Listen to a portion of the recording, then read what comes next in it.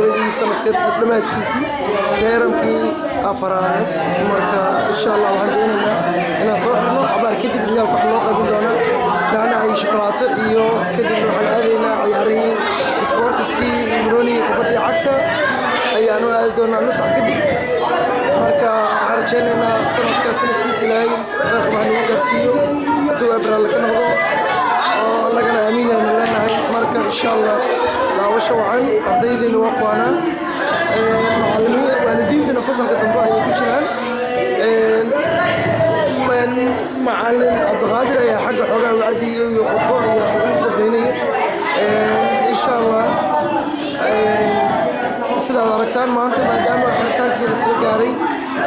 ciyaalka waxaan rabnaa dhaqankii Soomaaliya aan xasuusano xoolihii Soomaaliya geela wada aragtaan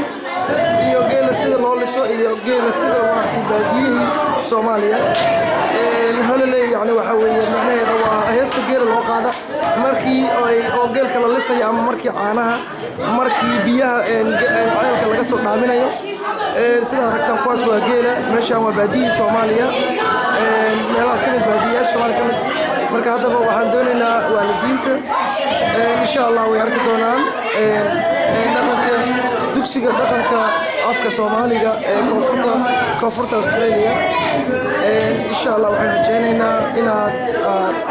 ka heli doontaan meesha waxaan ku hayno insha Allah waad aragtaan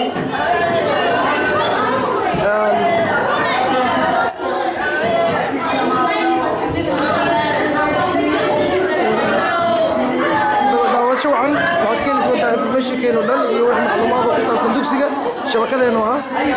Somali community www.somalicommunity.com Somali School dugsiga dhaqanka Australia koonfurta Australia kulli macluumaad oo dhan ku saabsan meesha kale doontaan hadaba daawasho wacan iyo maanta oo ah insha Allah xiritaanka maalinta teeramka afraad iskuulka dugsiga ugu dambeeyay insha Allah daawasho wacan iyo shabakadeena xagga Yunus Aadan Xamuud على الصوت